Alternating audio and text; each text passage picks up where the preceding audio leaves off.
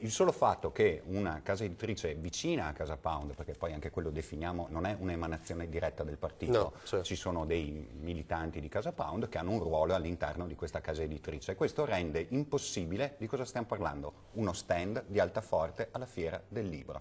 Allora fa benissimo Francesco Polacchi a individuare in questo antifascismo il male.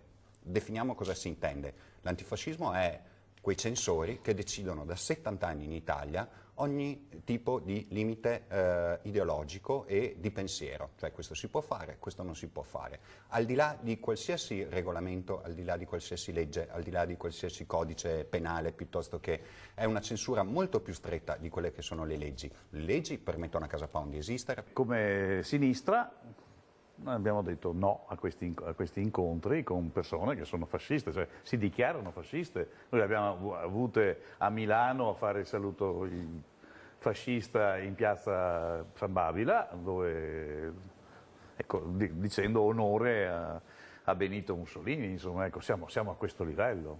Quindi assolutamente con queste persone noi non parliamo.